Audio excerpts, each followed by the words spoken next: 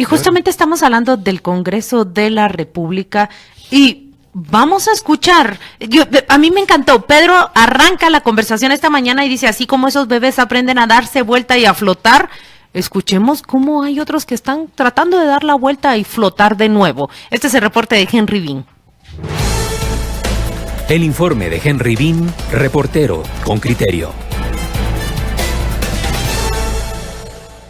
El miércoles pasado, la jueza Claudette Domínguez abrió las puertas de la prisión para que los diputados suspendidos de sus cargos, César Fajardo, exmilitante de la Unidad Nacional de la Esperanza, ahora independiente, y Marcelino García Chutá, del Movimiento Reformador, salieran rumbo a casa bajo arresto domiciliar. Un regalo en las vísperas de Navidad, pero los congresistas aspiran al presente de Día de Reyes y en enero esperan volver a la curul. La intención ya fue planteada ante la Junta Directiva del organismo legislativo y esta instancia hizo ayer el primer análisis. El primer secretario del Congreso, Boris España. Se va a solicitar un conocimiento del caso específico de ellos, depende de la ley. Nosotros vamos a cumplir con lo que la ley emana y los diputados, su situación legal es que se integren al pleno, eso se va a hacer porque vamos a respetar los derechos de cada uno de ellos, independientemente de que fueron ligados a procesos. En marzo, Fajardo y García Chutá fueron enviados a prisión preventiva, acusados de crear plazas fantasma en el Congreso de la República durante 2015. El pago de la fianza de 400,000 quetzales les dio oportunidad de volver a casa, pero el pase de salida contempla ejercer como dignatarios de la nación. La magistrada suplente del Tribunal Supremo Electoral, Anaeli López Oliva, es enfática. Yo creo que esa es una idea ilusa, porque ellos están vinculados a proceso. O sea, el que les hayan otorgado la sustitución de la medida es una cosa totalmente diferente a que estén libres, porque ellos van a poder regresar al Congreso cuando se declare que son inocentes y nada más. De la actual legislatura, Fajardo y García Chutá son los primeros diputados en ir a prisión, los primeros en recuperar su libertad condicional y los primeros en plantear la pregunta de volver a la curul sin concluir el proceso penal. ¿Es esta la depuración del Congreso? La depuración no va a ningún lado. Imagínense qué serio sería para el Congreso darles posesión solamente porque les cambiaron la medida, pero no se las levantaron. Esa es la opinión de la magistrada del TSE, Pablo Tzja, es el diputado que suple a García Chutá. En su primera reacción, al enterarse de las intenciones que tiene su antecesor. Bueno, ahorita no creo que con esta medida sustitutiva que le dieron tenga el derecho a regresar ya. Yo digo que va a ser un proceso largo todavía. Y en el caso la Junta Directiva decida o le dé licencia a él nuevamente para tomar su curul. Pues yo lo miro, bueno, la verdad uno es analizarlo, porque para que no tenga, que el Congreso no reciba críticas negativas, ¿verdad? Mientras que el diputado Boris España recordó a los suplentes que la curul corresponde en estos casos a César Fajardo y Marcelino García Chutá. Ellos saben que tomaron posesión de manera temporal, eso se estableció en el acuerdo de toma de posesión de ellos. Karina Paz es la otra diputada suplente que ocupa la curul de Fajardo en la UNE. No fue posible contactarla. Aunque la actual junta directiva ya inició este análisis, lo más probable es que la decisión la tome la nueva junta directiva que podría elegirse en los primeros días de diciembre. Henry Bean, Radio con Criterio. Hay información adicional que hemos recibido desde la vía telefónica cuando el diputado Boris España se ha comunicado con Henry Bean. Él ha obtenido información mucho más clara sobre esa libertad condicional concedida a los diputados García Chutá y Fajardo y ha informado que el apercibimiento del juzgado indica que estos diputados que hoy han quedado en libertad condicional no pueden tener relación con otros diputados. Así que ese es el principal impedimento para que regresen a la curul. Pero es un hecho que han planteado la necesidad y el deseo de volver, ¿no? Bueno, vamos a hablar con Osvaldo Samayoa, abogado del Centro de Estudios de Guatemala. Voy a tomar esa pregunta, Osvaldo, que hace Claudia. Yo soy de la opinión, lo digo desde ya porque voy a hacer un argumento contrario, yo soy de la opinión de que no deberían devolver, ¿verdad? Pero la pregunta es, ¿puede un juez o puede una sentencia de libertad condicional, o lo que un auto, ¿verdad? De lo que corresponda, el nombre técnico que corresponda, decir, mire, lo dejo en libertad, pero usted no puede tener relación con otros diputados. Ese matiz, ¿cómo encaja en la sentencia? Cuando el juez lo que debía decir es queda en libertad o queda ligado a proceso. El plus. Bueno, mucho gusto, buenos días, qué gusto saludarlos y qué bueno que se cerraba la puerta porque había mucho frío ahorita. ¿Verdad que sí? Sí, me imaginé, incluso se está me puse apretando doble las manos, porque miren. pensé Ahora que iba te a la estar voy a ver. abierta las puertas. Y además estos temas también dan cierto frío. Dan ¿verdad? cierto frío. Bueno, no, Escalofrío. o tal vez da calor en determinado momento, así que esperemos que nos acaloren. Me parece que sí, cualquier juez, en cualquier caso, en cualquier proceso, puede revocar ese auto de prisión preventiva y dictar una medida sustitutiva. Esas medidas sustitutivas van desde limitar que acercarse a ciertos lugares, relacionarse con ciertas personas, salir del país. Es una pluralidad de medidas que se pueden dictar. Y precisamente aquí hay algo interesante porque desde ayer se empezó a circular y pueden regresar o no pueden regresar. La Constitución, el artículo 161 de la Constitución, en su último párrafo dice que no se declara vacante mientras esté en proceso. Y si estando en proceso no hay auto de prisión, de la prisión preventiva, puede seguir ejerciendo su curul, ¿verdad? Bueno, entonces Como van ya a hay alegar algunos, que la Constitución como es ya hay. superior Correcto. Ahora, al fallo de la jueza, ¿no? no. ¿No pueden alegar eso? no, porque aquí lo que se está garantizando es que no haya una afectación a la investigación. Es decir, los hechos por los cuales están siendo procesados tienen relación con su función como congresistas. Esa función como congresistas podría generar un evento de intervención y limitación en aspectos de la investigación. Claro. Por eso es que se dicta la prisión preventiva, para que no se altere. En este caso, seguramente la condición es, les otorgo la libertad, pero no se pueden acercar al Congreso, no se pueden relacionar con diputados para evitar que haya un entorpecimiento de A ver, investigación. yo no soy juez. Que es un supuesto bastante de humo, digamos. ¿verdad? Yo les voy a decir con qué lo estoy comparando, pero Ahí a va ver, yo. Pedro, yo No, lo estoy no. comparando, ¿saben con qué? Con esas sentencias que regulan, por ejemplo, en un matrimonio, en una relación donde hay una denuncia, finalmente hay condiciones que se fijan para que no se repita la conducta violenta o para proteger justamente a quienes son vulnerables. Me refiero cuando hay sentencias que delimitan hacia dónde se puede acercar un hombre, que no se puede acercar a esa casa, no se puede acercar a esa mujer, no se puede acercar a esos niños. Pareciera que los diputados están gozando una libertad semejante a la que se da en los casos de violencia intrafamiliar o violencia contra la mujer. Puedes estar en libertad, pero aquí existe un perímetro y no te puedes acercar a él ni siquiera un tantito porque tu libertad peligra. La pregunta, la gran pregunta que pretende desatar una reflexión aquí en los micrófonos de Radio con Criterio es, estos diputados que han salido en libertad condicional, lo digo de esta manera porque se le han fijado ciertas condiciones para que dejen la prisión, ¿pueden volver a su curul? ¿Qué piensa el guatemalteco? Le hacemos esa pregunta a alguien que sale de la prisión, que está sometido a investigaciones bajo sospecha de crear plazas fantasma dentro del Congreso y pues quedarse con ese dinero, con esa plata de las plazas fantasma. ¿Puede volver a la curul mientras su proceso penal se desarrolla? Pedro Trujillo tiene la siguiente pregunta para nuestro invitado Osvaldo Samayoa, quien nos acompaña en esta mañana. Yo quería retomar lo que tú habías dicho para pasarlo a Osvaldo. No es lo mismo cuando hay una agresión física, en el caso de dos personas, que el juez dice usted no se puede acercar a ella más de X metros, pero porque hay una agresión física. Aquí no hay agresión física. Aquí, si el juez levanta la prisión preventiva, es porque ya no existen las condiciones que consideró para darla, que era que se podía modificar, por ejemplo, las pruebas o desvirtuarla. No entiendo yo, y tú de alguna manera lo dejas en el humo, que un juez diga, bueno, y usted no puede tener relación con los diputados, disculpe, entonces manténgame en prisión. No, es que eso ya no existe, pues entonces déjeme ir.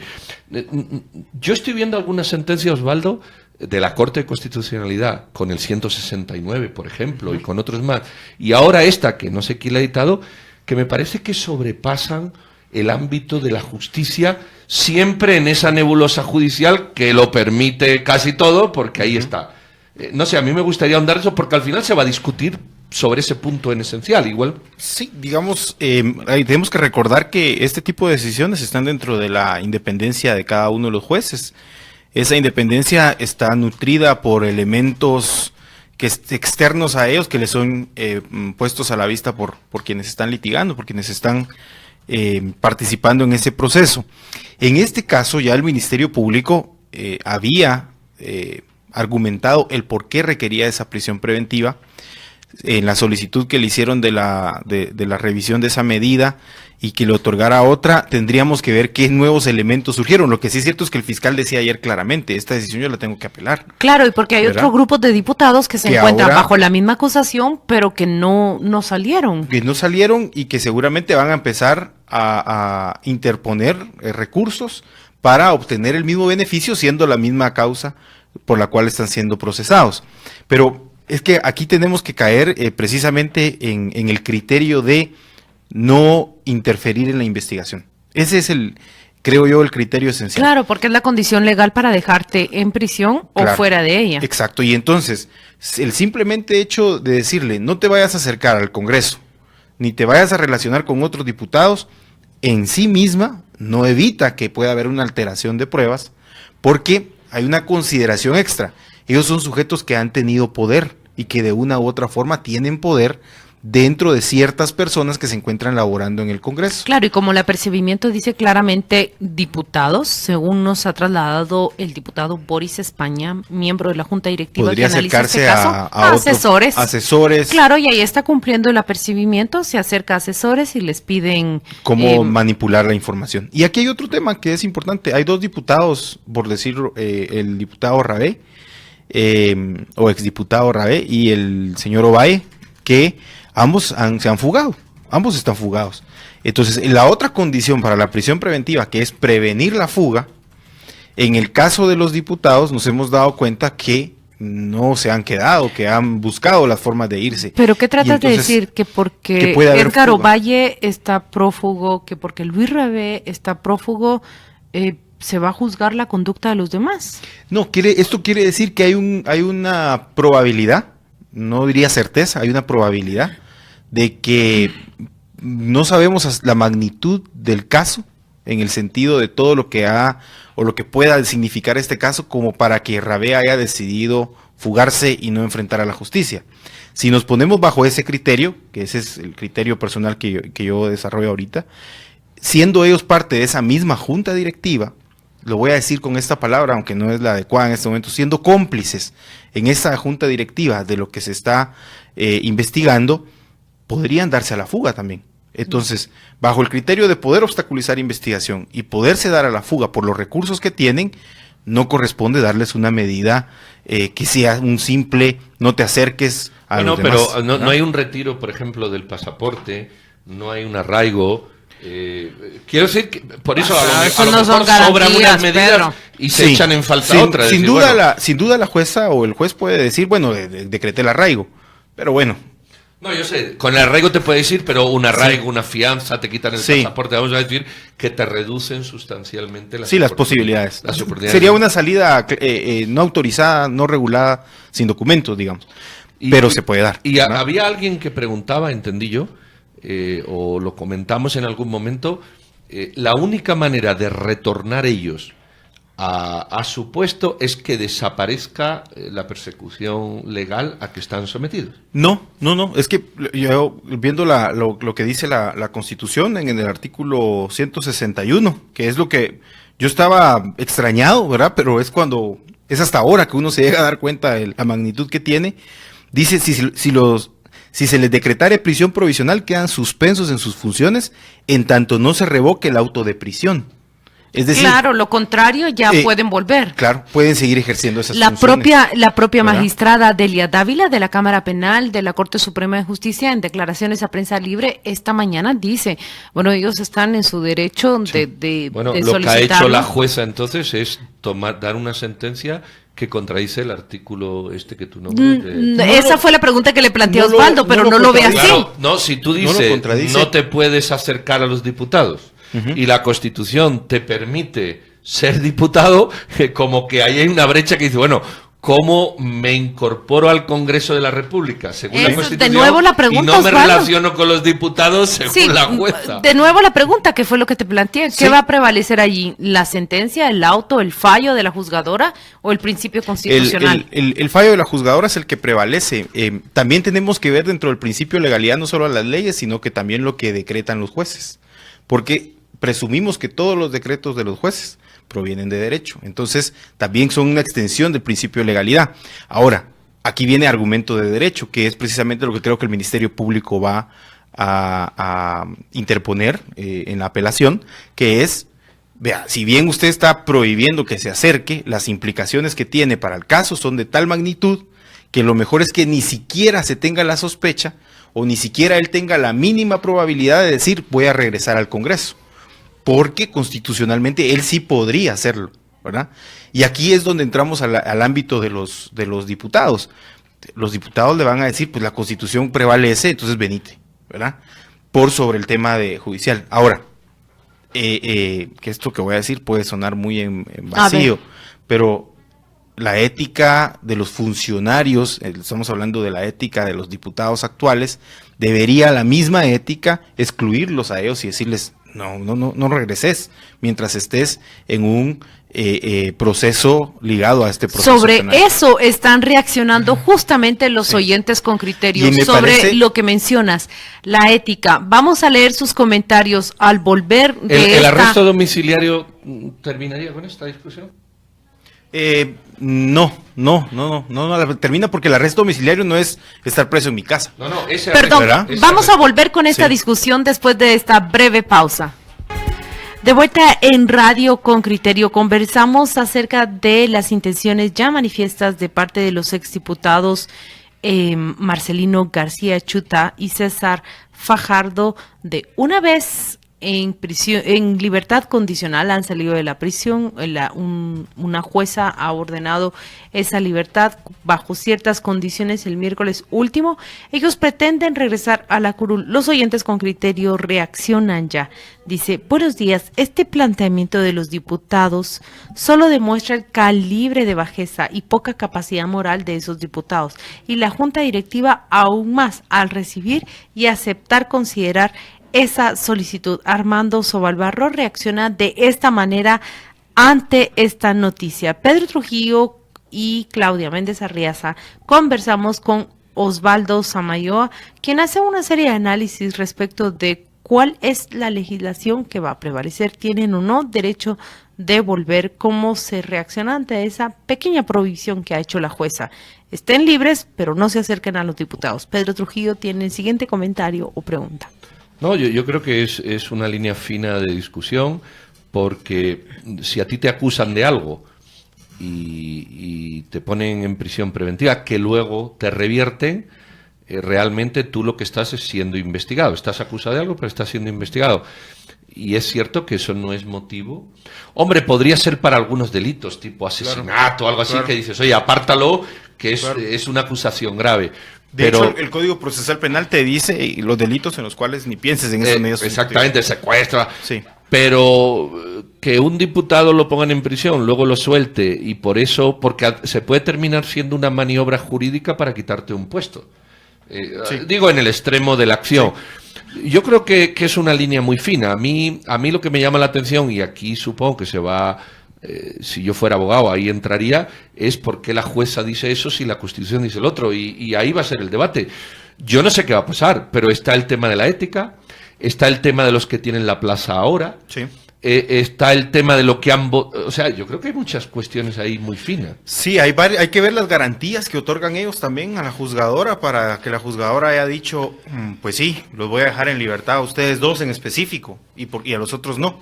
¿Por Quiere qué? decir que ¿Cómo se interpreta eso? Hay una serie de garantías que posiblemente ellos ofrecieron. Mire, yo no voy a salir del departamento en donde vivo, y por lo tanto, estando el Congreso en el departamento de Guatemala, yo ni siquiera me voy a acercar ahí. Y otro tipo de acciones. Pero como les digo, esto es muy difícil de creer que se pueda cumplir, teniendo en cuenta, y esto es para todas las personas, no necesariamente un diputado, cualquier persona, cualquiera, que esté enfrentando un proceso en donde puede perder su libertad, puede buscar modificar situaciones que lo lleven hacia ella, hacia esa situación de perder esa condición. Y en el caso de los diputados, tal y como se ha venido desarrollando, hay mayor probabilidad porque son eventos de poder, eventos que tienen que ver con muchísimo dinero o con favores hacia sectores que no conocemos y que no sabemos qué otro tipo de amenazas pueden surgir. Hay una cosa que se me está a mí ocurriendo a raíz de la discusión, o el debate, ¿verdad?, que tuvimos no hace muchos días con el presidente del Colegio de Abogados y Notarios. Cuando a un diputado se le quita el antejuicio, ya hay un paso previo judicial, hay como una visión jurídica de que la cosa tiene una dimensión suficiente, porque eso es el antejuicio, sí, cosa que a un ciudadano normal no. Sí, claro. Pero entonces, ¿se podría argumentar dentro de un código de ética que, habida cuenta que tienen el antejuicio y ya hay una acción previa de reconocimiento de la falta para que se investigue, eso sería suficiente para que se apartara? Porque no es una mera denuncia, claro, es una mera denuncia comprobada por un órgano. No sé, claro, estoy intentando entender o encadenar los procesos. De hecho, hay otros países que lo tienen así. La mera denuncia de la persona, sin necesidad de antejuicio ni nada, conlleva a que la persona se suspenda del cargo hasta que no se aclare. Pasó en Brasil con la presidenta Rousseff, cuando ya solo se le presentó la denuncia, se le apartó el cargo. Aquí hay alguien que lo hizo y hay que decirlo. El exdiputado Selvin, cuando se presentó el antejuicio, él renunció. Él dijo, pues yo renuncio, no hay necesidad que me... Ese es un buen mensaje. Él se encuentra en prisión. Él se encuentra en prisión pero la acción que hizo fue la correcta. Hay que valorar eso en su justa dimensión. ¿Y por qué fue encarcelado entonces? Porque si él había hecho manifiesto tanto ante la sociedad guatemalteca que renunciaba al puesto, porque si se presentó al juzgado y manifestó su voluntad a someterse a todas las investigaciones, ¿por qué fue apresado? No se presentó al juzgado, solamente renunció. Sí se presentó al juzgado. Se presentó, bueno, sí, están las fotografías. Habría que valorar. Entrega su pasaporte. Ahí hay que valorar la solicitud que hizo el Ministerio Público al juez o a la jueza para determinar qué condiciones conllevaban esa prisión preventiva. Pero en todo caso, él tenía menos probabilidad, y aquí hay que tener un ejercicio mental. Digamos, todos tenemos que darnos cuenta que los jueces están bajo 3 facetas psicológicas, digamos: la certeza, la probabilidad y la duda. Cuando se tiene certeza se toman las decisiones, como dictar una prisión preventiva. Cuando se tienen probabilidades, empieza la discusión argumentativa y ese razonamiento de tomar otro tipo de ejemplos. Y cuando se tiene duda, pues deja en libertad. En este caso habría que ver qué eventos lo llevaron al juez a esa certeza de tener que dictar esta prisión preventiva. Y en lo que estamos analizando de estos 2 diputados en específico, me parece que la certeza de la jueza es duda de la sociedad, y ahí para nosotros ellos deberían de regresar a esa prisión preventiva. Miren, a mí me encanta cómo están presentando los 2 pensamientos. Una certeza de la jueza es duda de la sociedad. Nosotros debemos ir concluyendo esta conversación, Osvaldo, aunque nos damos cuenta que no, que da para mucho más. Ni siquiera tocamos qué implicaciones tiene ese nuevo código de ética aprobado en el Congreso de la República. Lo dictaminaron desfavorable, lamentablemente, en el Congreso, una propuesta que se había presentado al Código de Ética Parlamentaria. Mucho más que hablar sobre este Congreso de la República. Osvaldo Sabayoa, muchas gracias por acompañarnos en Radio con Criterio, por contribuir a esta conversación. Nosotros vamos a dar un giro a la temática y vamos a conectarnos con Juan José Minera para desarrollar una conversación. Ya va a ver usted sobre qué.